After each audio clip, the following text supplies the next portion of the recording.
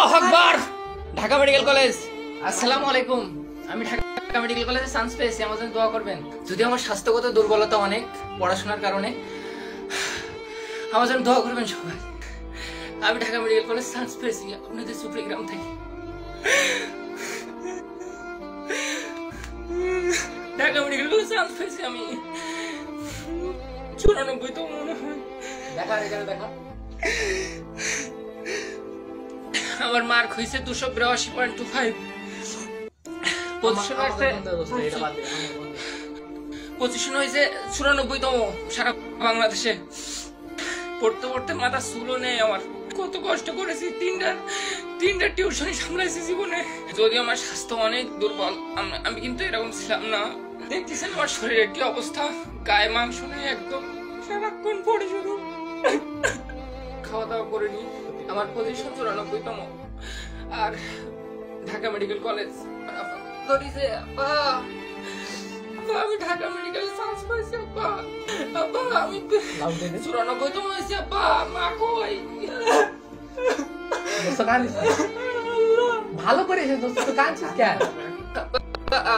তোমার স্বপ্ন পূরণ করতে পারিস আব্বা। আল্লাহর কাছে নামাজ পড়ো। সারা বাংলাদেশে 94তম হয়েছে আব্বা আমি। আব্বা তোমার ছোট ছেলে দেখো কি করেছে। আল্লাহ আমার পাতা করেছিল আব্বা। আল্লাহু আকবার। আব্বা আর আব্বা অনেকদিন বাড়ি যায়নি আব্বা, তোমার দেখিনি আব্বা। তুমি যেন আবার হার্টের সমস্যা করে না, তুমি একদম ভালো থাকো, নামাজ পড়ো। যাই হোক, আমার বন্ধু সবাই দোয়া করবেন, সে ডিএমসি তে চান্স পেয়েছে বাংলাদেশে 94তম। তো আমরা খুব খুশি। তো বন্ধু এত পরিশ্রম করেছে যে ভেঙে পড়েছে, তার পরিশ্রম দেখে আমরা তো অবাক। তারপরে তার সাফল্য, হয়তো সে বাংলাদেশের মধ্যে শ্রেষ্ঠ স্টুডেন্টের মধ্যে একজন, আমি এটা জানি আর মানি। কারণ তার যতগুলা স্টুডেন্ট পড়ে তার কাছে, সে যেভাবে পরিশ্রম করেছে, হয়তো সে কখনো লাইভে এসে আপনাদের রাতে বলবে কিভাবে কি হলো। কিন্তু আমার বন্ধু এখন অতিরিক্ত কান্নায় ভেঙে পড়েছে। আমার দেখছেন, চিনতে পারবেন না আপনারা। স্বাস্থ্য আমার নেই, আর এক মাংস নেই গায়ে। এটা আমার রুম, এটা আমার মেস, সেখানে আমি থাকি। এটা হলো তার, এখান থেকে তার ছাত্রদের পড়াই। সে কিন্তু প্রাইভেট পড়ায়, আর বেশ কিছু ছেলে পেলে এখানে প্রাইভেট পড়ে আমার বন্ধুর কাছে, প্রায় 30 থেকে 35 জন। আমি আশাবাদী যে তার কাছে যারা পড়াশোনা করেছে অবশ্যই তারাও কোনোদিন একদিন ডিএনসি তে চান্স পাবে।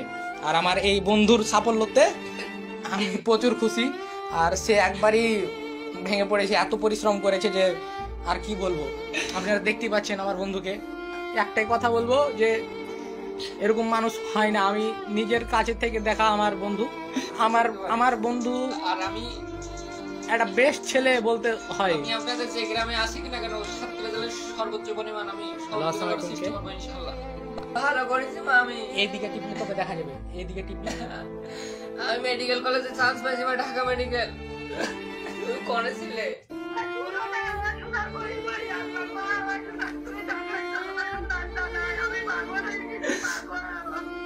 আমার টেনশন করি না মা, ইনশাআল্লাহ তোমার ছোট ছেলে পরিশ্রম বৃথা যায়নি।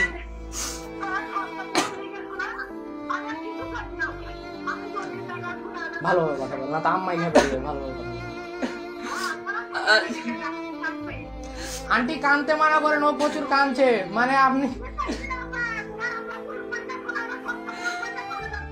ইনশাআল্লাহ ভালো ডাক্তার হবে আন্টি, কিন্তু ভেঙে পড়েছে, মানে অনেকদিন পরিশ্রম করেছে। তো আন্টি একটু কাঁদতে মানা করেন, কাঁদছে প্রচুর। দোয়া করেন। শুধু ডাক্তারের চান্স পায়নি, পুরো বাংলাদেশে 100-র মধ্যে আছে আন্টি। 90তম আমি সারা বাংলাদেশে।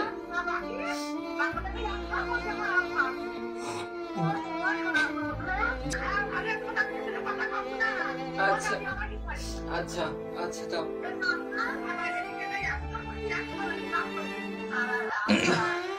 হ্যাঁ দাদি, আমি ভালো করিস। হ্যাঁ আসছি দাদি, দোয়া কর।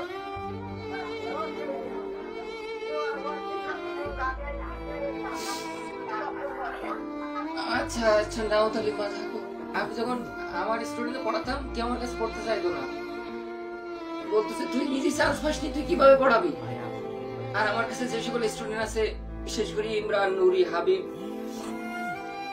আরো অনেক স্টুডেন্ট, সুমায়া, অনেক, আমি নাম বলে পারবো না, এটা আমার জীবন অনেক সফলতার জন্য দায়ী। কারণ আর আমার যে সকল অনলাইন যে সকল ভাইরা ছিল, আমি অনলাইনে লেখাপড়া করছি জীবনে, ক্লাস অনলাইনে যার পছন্দ হতো তার পড়তাম, এইভাবে পড়াশোনা করেছি আর নিজে রিডিং করছি বই। আমার কাছে যারা পড়তো তাদের কাছে আমি সকল কৃতজ্ঞতা জানাই যে আমার মেসের খাওয়া থাকা খরচ তাদের টাকা দিয়ে আমি করেছি জীবনে, তাদের টাকা দিয়ে আমি কম্পিউটার কিনি, ক্লাস নেই। তারা একবার বলেনি যে ভাই আপনি চান্স পাইছেন তাহলে আপনার কাছে পড়বো। অনেকে আছে যারা পড়তো না আমার কাছে, কিন্তু আমার ক্লাস ভালো থাকতো, এগুলো আমার মনে দুঃখ অনেক। এখন আর কেউ বলবে না তুই আর কোনো যোগ্যতা নেই তোর পড়ানো। অনেকে বলতো তুই পড়াস, তুই চান্স পেয়ে থাকাস, এই সবচেয়ে টেনশন করতে করতে আমি শেষ। জীবনটা 24 ঘন্টা পড়াশোনার ভিতরে থাকতাম। বলতো ও পড়াচ্ছে দেখবি ওই চান্স পাবে না, এখনো কানের ভিতরে বাজে কথাগুলো। আমি 2 বছর ধরে পড়াচ্ছি, তাও ইন্টারমিডিয়েট স্টুডেন্ট, 3টা টিউশন সামলাইছি, বাকি টাইম পড়েছি আমি। আচ্ছা ভাই কল দিয়ে আপনার ভালো থাকেন, দরকার হলে আবার আসবো ভাইয়া লাইভ আসসালামু আলাইকুম।